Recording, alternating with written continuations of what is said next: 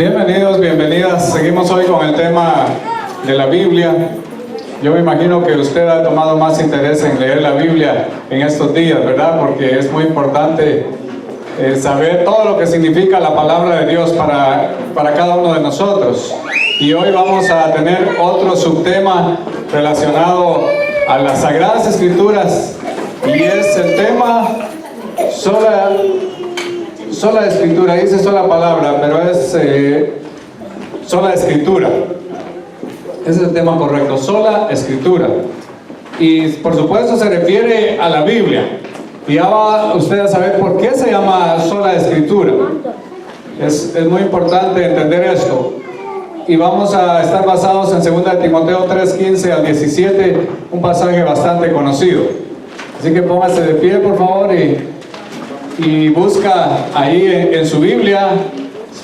Ahora sí ya todos traen Biblia, porque no es posible que si estamos hablando de la Biblia y no trae una Biblia, ¿verdad?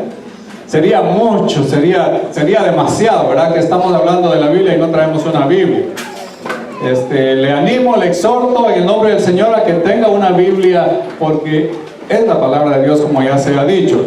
2 Timoteo 3, del 15 al 17, dice: y que desde la niñez has sabido las Sagradas Escrituras, las cuales te pueden hacer sabio para la salvación por la fe que es en Cristo Jesús.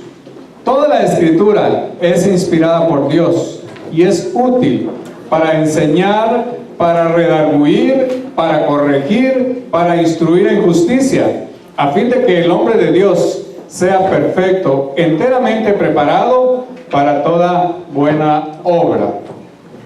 Gracias, Señor, por esta palabra, y pedimos siempre que tú nos enseñes a través de ella, por la obra maravillosa de tu Espíritu, en el nombre de Jesús. Amén. Puede sentarse. Bueno, el tema sola escritura, ya dije, se refiere a la Biblia. Entonces podríamos decir solamente la Biblia, no otra cosa, nada más, solamente la Biblia. Que de eso, como ya dije, hemos estado comentando.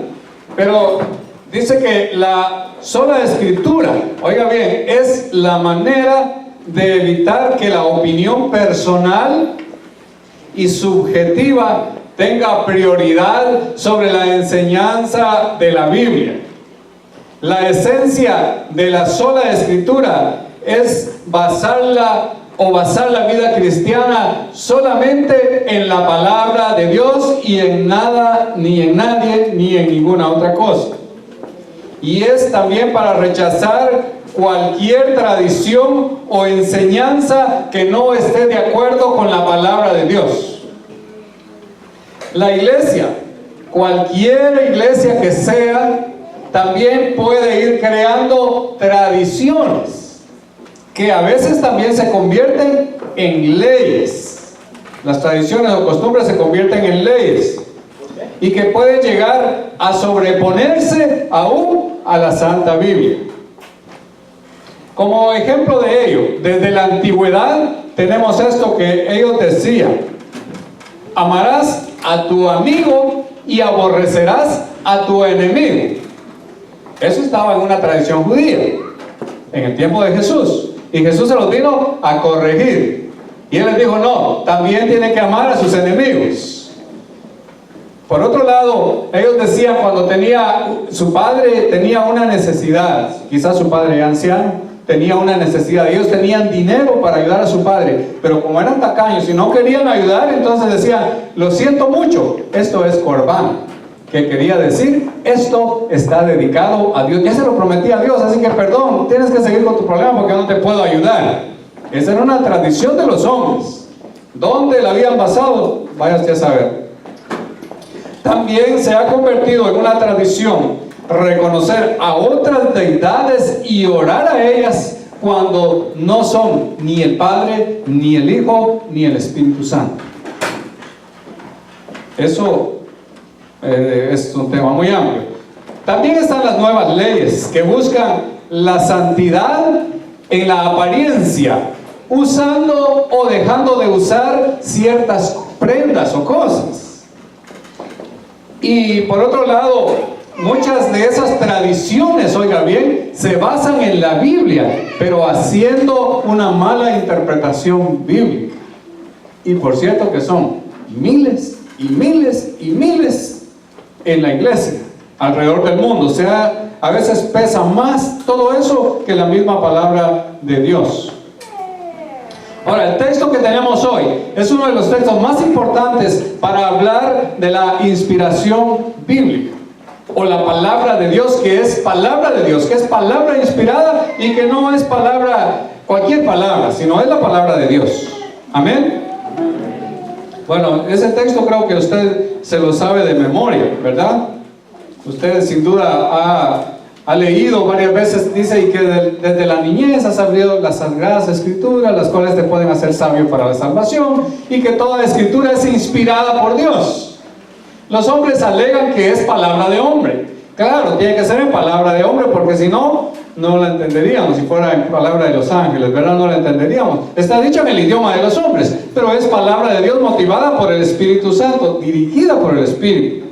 Dios guió a estos hombres para que escribieran algo tan hermoso que ningún otro libro se le parece a la Biblia, y también Dios permitió que se preservara esa palabra y que pudiera llegar a nuestras manos. Por eso hoy tenemos la Biblia. Ahora, vamos con el verso 15, porque vamos a tratar de entender esa palabra. Dice que desde la niñez ha sabido esta palabra. Y vamos a hablar de este texto como el texto que nos habla de la sabiduría para la salvación.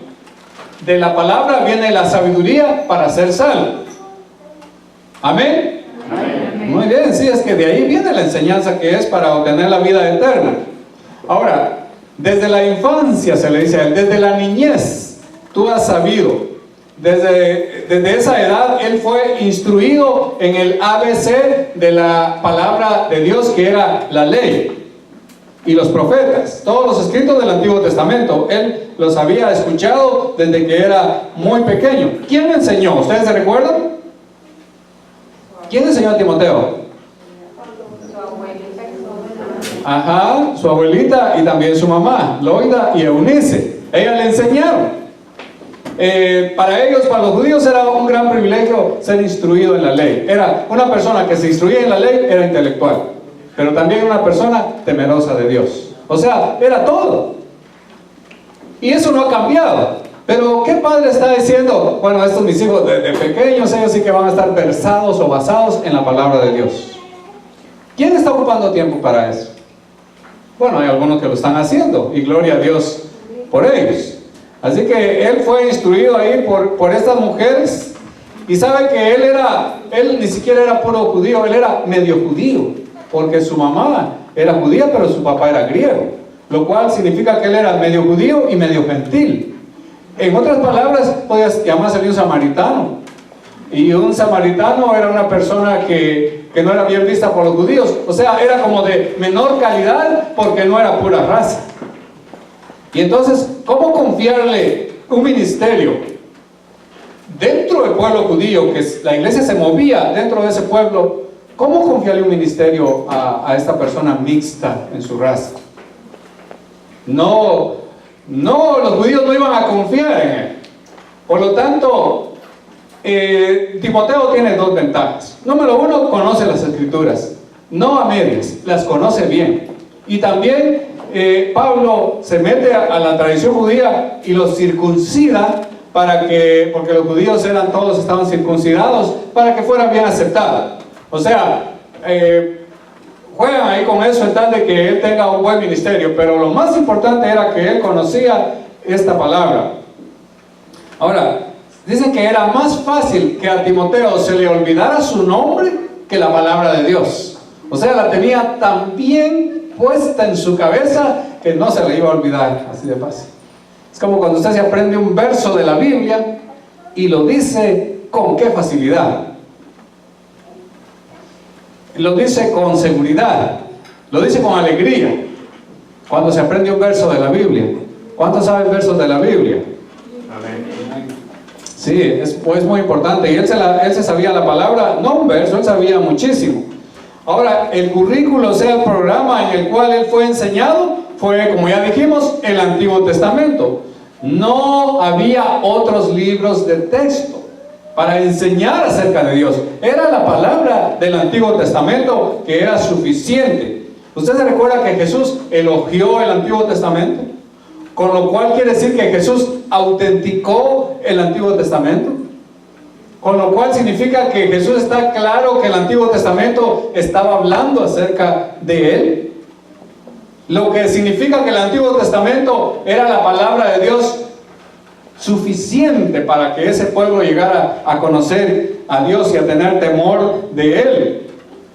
Entonces, su vida o la vida de Timoteo estaba moldeada por la palabra de Dios. Amén. ¿Por qué estaba moldeada? Ajá. Y esa palabra dice que lo hizo sabio, lo hizo inteligente. ¿Para qué? Todos quieren que sus hijos sean inteligentes, ¿verdad? Que sus hijas sean inteligentes. Ahora, ¿para qué lo hizo sabio e inteligente? Para la salvación de sí mismo y de otras personas, porque él era un predicador del Evangelio. Entonces dice, te puede hacer sabio para la salvación. Fíjense bien, ¿para qué es la palabra de Dios? ¿Para qué ayuda? Para la salvación. Entonces, por eso es que es importante leerla. Y Timoteo era un joven muy bien formado en las Escrituras, que Pablo quedó impresionado cuando lo conoció. Dijo, él sin duda no sabía inglés, pero yo creo que si hubiera sabido el inglés hubiera dicho, como decimos nosotros, que es la única palabra que nos hemos aprendido en inglés. ¡Wow! ¡Qué muchacho este! Quedó impresionado. Sin duda que de lejos él lo vio y dijo, ¡qué persona! Sin embargo, quiero aclarar algo, que este muchacho y otros que también son ejemplares en la Biblia no son los super chicos. Y cuidado con convertir a nuestros niños en los super chicos o a las niñas en las super chicas. Mira, que te vean que tú eres la mejor, que te vean que tú eres el mejor. No, esta sabiduría es para la salvación. Nada tiene que ver con la jactancia, nada tiene que ver con andarse comparando si sabe menos o más que otros. Esto es para la salvación. Esto es para que la persona disfrute, no sus conocimientos, sino que disfrute la comunión con Dios. Que los muchachos desde muy pequeños, ya usted pueda observar que ellos se deleitan en la palabra de Dios. Sabe que probablemente Timoteo fue la persona que más le impresionó a Pablo. Él tuvo otros compañeros como Silas y Filemón y otros ahí, que eran compañeros de él en la milicia, en el ministerio del Señor. Pero respecto a Timoteo lo menciona en muchas de sus cartas. Él escribió 13 cartas y en la mayoría lo menciona. Con lo cual quiere decir que este muchacho sí le impresionó a él por su preparación. Lo menciona 16 veces. O sea, esto es importante notarlo, lo que hace la palabra de Dios. Ahora vamos al verso 16. Dice, toda escritura o toda la escritura. Quiero decirle que en la Biblia, en el original dice toda escritura sin el artículo la, pero se puede traducir de las dos maneras. Dice que esa escritura es inspirada por Dios, o sea, es dada por Dios y es útil. Ahí dice para qué, para enseñar, para redarguir, para corregir en justicia. En fin, ahí tiene el propósito de para qué sirve. Este texto va muy bien con otro texto que viene de Pedro, lo cual quiere decir que son dos hombres guiados por el mismo Espíritu que les da una palabra muy relacionada. Dice Pedro, porque nunca la profecía fue traída por voluntad humana, sino que los santos hombres de Dios hablaron siendo inspirados por el Espíritu Santo. Oiga bien, también ellos fueron inspirados, por lo tanto su palabra es una autoridad total. Ahora, ellos no escribieron a su sabor y antojo, sino bajo la dirección del Espíritu Santo. Fueron instrumentos de Dios. No es que el Espíritu les haya acercado, haya oído y les haya dicho, ponte listo, agarra tu pluma, vas a escribir. No, sino que ellos de sí mismos. Incluso se respetó la personalidad de ellos para que escribieran. Y empezaron a escribir. Pero lo que escribían, ellos lo sentían. Como cuando usted se inspira. Dice, yo me inspiré me puse a escribir este poema, esta canción. Usted está inspirado también. Pero esa inspiración es vaga, no se puede comparar con la inspiración del Espíritu Santo. por el hecho de que era la palabra de Dios, la palabra eterna que iba a quedar ahí, tenía que ser algo muy especial. Y es lo que el Espíritu entonces hizo en ellos. Ahora, vamos a leer en 2 de Pedro 3, 15 y 16. A ver si usted lo puede encontrar ahí en su Biblia. 2 de Pedro 3, del 15 al 16, perdón. Dice: y tener entendido que la paciencia de nuestro Señor es para salvación, como también nuestro amado hermano Pablo, y es el apóstol Pablo, imagínense, se está citando el uno al otro. Esto es importante en la Biblia.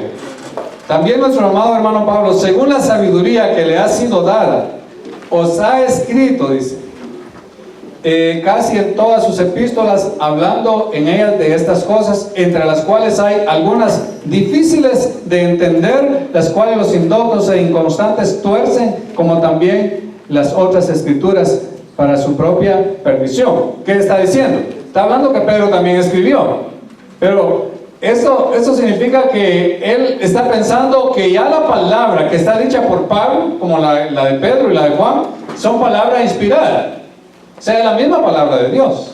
Ahora, Timoteo probablemente fue instruido en el Antiguo Testamento, pero él ya conocía parte del Nuevo Testamento. De hecho, la mayoría de los libros del Nuevo Testamento ya estaban escritos en ese tiempo, y es muy probable que él sí conocía mucho de esa palabra. Ahora, alguien dijo, si el Antiguo Testamento se puede decir que es inspirado, ¿cuánto más el Nuevo Testamento? ¿Por qué?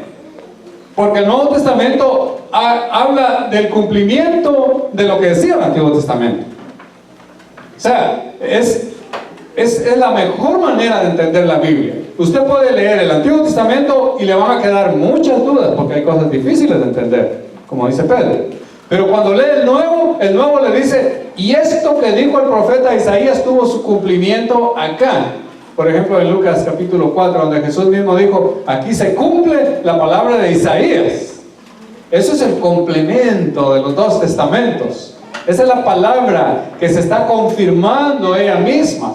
Ahora, el Nuevo Testamento habla de lo más hermoso, que es la salvación de la humanidad por la fe en Cristo, que pagó por nuestros pecados. Eso es lo más hermoso. La Biblia tiene un solo tema, y el tema central de la Biblia, todo cristiano lo tiene que saber. Si usted lleva una Biblia en la mano, por favor, usted tiene que saber el tema central de la Biblia, que es precisamente la salvación de la humanidad. Cualquiera se pregunta, la Biblia es difícil de entender. Yo creo que yo nunca la voy a entender, pero sepa esto, que el tema de ella es la salvación. Que el ser humano pecó, que cayó en la miseria y que ahí anda arrastrándose de sus pecados, pero que hay un medio para levantarse de esa condición, y que es nuestro Señor Jesucristo. Cuando tenemos fe en Él, dice que nos limpia de todo pecado. Qué maravillosa es la palabra. Ahora, si es inspirada por Dios, porque así dice, ya lo vimos en Timoteo y en Pedro, lógicamente es útil. Si es de Dios, es útil. ¿Útil para qué? Mire, ponga cuidado en esto. Ponga mucha atención a eso. Porque a veces buscamos otras fuentes para resolver nuestros problemas, para contestar nuestras dudas, para guiar nuestra vida, y no vamos a la palabra de Dios. Pero la palabra dice que es útil, y en la versión esta, Reina Valera, dice que es útil para enseñar, para redarguir, para corregir e instruir en justicia. Términos que se refieren, por supuesto, a la salvación. Ahora, vamos a otra versión de la Biblia. Dios habla hoy que dice que es útil para enseñar, que es una palabra que todos entendemos. Para reprender, aquí en vez de redarguir dice reprender. Y también dice para corregir. Y en vez de instruir en justicia dice y educar en una vida de rectitud. Para eso es la Biblia. Se los voy a repetir. Lo voy a repetir, pero dice, en primer lugar, y lo voy a hacer con la Reina Valera: enseñar, redarguir, corregir e instruir. Pero la Biblia es útil para todo. La Biblia tiene todos los temas. Los temas de la fe son muchos. Hablando de la creación, hablando de la caída de la humanidad, hablando de los ángeles, del cielo, del infierno, de la Trinidad, de la iglesia, del Espíritu Santo. Todos esos temas y muchos están en la palabra y hay que leerla para que uno entienda esos temas. Dice, mire, a mí no me habla eso porque yo no entiendo. Claro, si no ha leído su Biblia, porque la Biblia lo habla. Por eso hay que leerla. Cualquier duda que usted tenga, vaya a la palabra de Dios. Cualquier miedo, vaya a la palabra, que ahí le va a dar mucha confianza.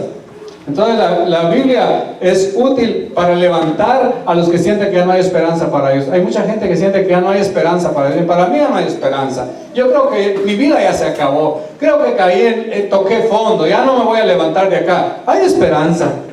La Biblia, lo bonito que tiene la Biblia, diferente por supuesto a las tradiciones humanas, lo bonito que tiene la Biblia es que le enseña su condición de pecado, pero también le enseña el camino para levantarse. Y eso es algo que hay que apreciar y agradecerle al Señor. Entonces, en el verso 17, y con ese verso concluimos, que dice, ahí tiene el propósito, ¿verdad? Ahí está el propósito, ahí está la meta. ¿Para qué la palabra? Dice ahí claramente, a fin de que el hombre de Dios sea, y también se incluye a la mujer, no se va a poner triste. Es un término genérico que incluye también a las mujeres, a fin de que el hombre o la mujer de Dios sea enteramente, sea perfecto, enteramente preparado para toda buena obra. Toda buena obra. Hay pecado por comisión, o sea, cuando uno intencionalmente va y hace lo malo, eso es pecado por comisión. Pero también hay pecado por omisión, o sea, que hay cosas buenas que podemos hacer y no hacemos, y alguien dijo, y es probable que a veces los pecados son más esos. O sea, el pecado, la lista más grande es por el pecado de omisión que el pecado de comisión. A veces estamos tan preocupados, Señor, yo no quiero hacer lo malo, pero mira que en mi vida está esto, esto y esto y esto. Pero no nos preocupamos, pero hay tantas cosas buenas que yo puedo hacer y no las estoy haciendo.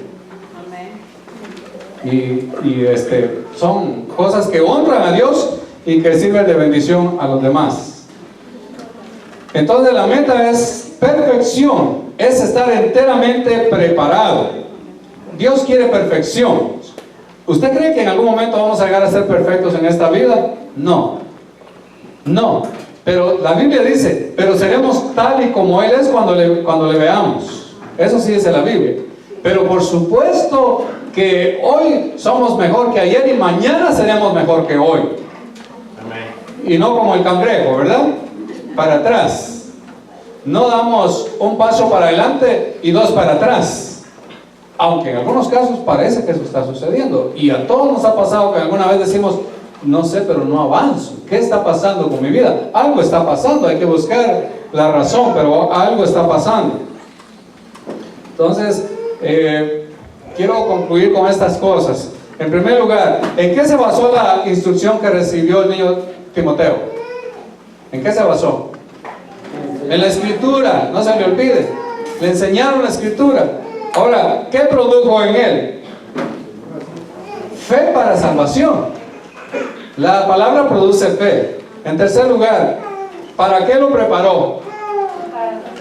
Para toda buena obra. Vea el verso 17, para toda buena obra. Ahora, nuestro deber es guiar correctamente a la iglesia. Ese es realmente nuestro deber y espero que usted nos tome en consideración en este caso. Y advertirles a ustedes, hermanos y hermanas, que hay una buena parte de la orientación cristiana que ya no se está basando en la palabra de Dios, sino en otras cosas. Muchísimo. Usted tiene que poner mucha atención a las predicaciones de hoy y no se están basando en esta palabra. Y eso es muy peligroso porque por eso fue necesaria la reforma en el siglo XVI, porque la iglesia también se había salido y se había caído ahí en otras tradiciones. Por cierto, una lista tan grande. Ahora, hay creencias como esta. Les voy a leer esto y les va a parecer familiar a algunos de ustedes, yo pienso. Dice, en mi boca está el poder de la vida y de la muerte. Hablar palabras de vida y no de muerte, de salud y no de enfermedad, de riqueza y no de pobreza, de bendición y no de maldición. Porque en mi boca, a ustedes lo saben pero no quieren decir, porque en mi boca hay un milagro. Ahora, ¿quién dijo esto? ¿Y cómo le parece? Probablemente alguien que lo escucha dice, buenísimo. Buenísimo. ¿Sabe que eso se llama el pensamiento positivo o positivista? Y que no es cristiano, que viene del oriente. De ahí viene. y que en muchas cosas contradice a la palabra de Dios. Pero esto está relacionado también a otras cosas.